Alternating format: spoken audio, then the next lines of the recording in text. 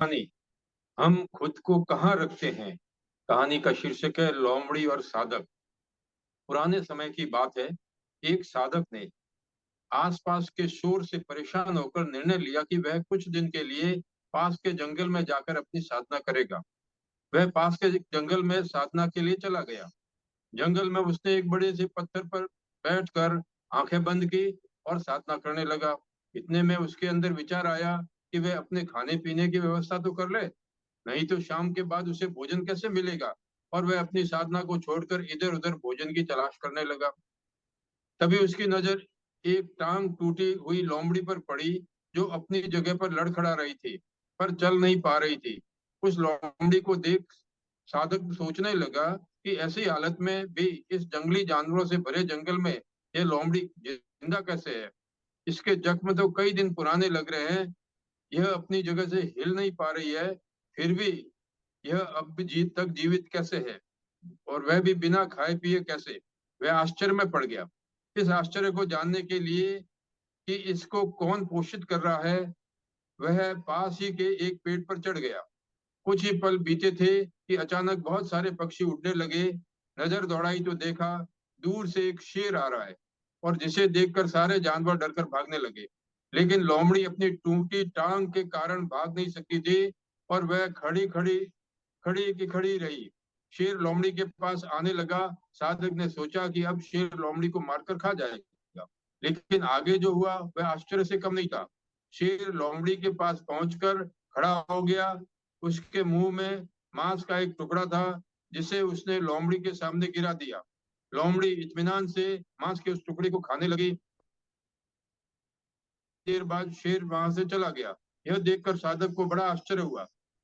वह पूरी तरह से अचंभित हो गया और सोचने लगा कि यह मैं क्या देख रहा हूँ। शेर लोमड़ी को खाने के बजाय उसके लिए खाना लेकर आया है।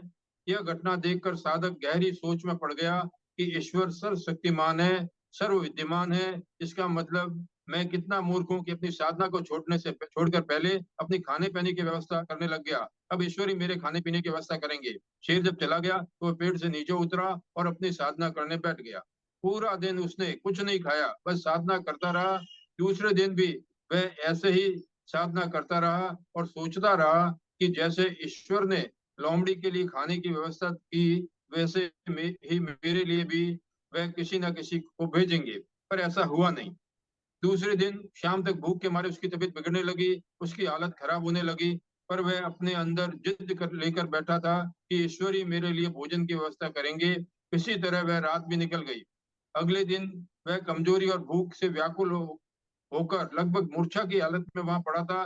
तभी वहां से एक बहुत बड़े सिद्ध पुरुष गुजरे। जब उन्होंने साधक को इस हाल में देखा तो वह उसके पास गए और पूछा कि यह क्या हाल बना रखा है। तब साधक ने जंगल का सारा वृतांत सुनाते हुए सिद्ध पुरुष से पूछा कि महाराज, भगवान दूसरों की तरह तुम्हारे लिए भी चाहते हैं, और उन्होंने तुम्हें शेर की जगह पर रखा, पर तुमने खुद को लोमड़ी की जगह पर रख दिया। सिद्ध पुरुष के शब्दों ने साधक को अंदर से फैला दिया। एक पल के लिए वह वहीं पर स्थिर हो गया। दोस्तों, कहानी तो यहीं पूरी हुई, लेकिन यह कहानी हमारे लिए बहुत बड़ा संदेश दे गई। हम खुद को कहाँ रखते हैं। हम सबके भीतर क्षमताओं का असीम भंडार है, बस अपनी अज्ञानतावश हम उन्हें पहचान नहीं पाते और स्वयं को कमतर समझकर दूसरों की सहायता की प्रतीक्षा करते रहते हैं। स्वयं की क्षमता को विकसित करने के लिए, स्वयं की क्षमता को विकसित कर दूसरों से सहायता लेने के विपरीत हम दूसरों के लिए सहायक बन जाएं, यही वास्तव में प्रगति का सूचक है। तब हम कह सकते हैं कि हम निश्चय ही लक्ष्य की ओर बढ़ रहे हैं। अपनी समस्याओं को सुलझाने के लिए मालिक के पास जाना सहज मार्ग नहीं है। समस्या को अपने हाथ में लेकर उसे खुद सुलझाना सहज मार्ग है। सहज मार्ग हमें यही सिखाता है।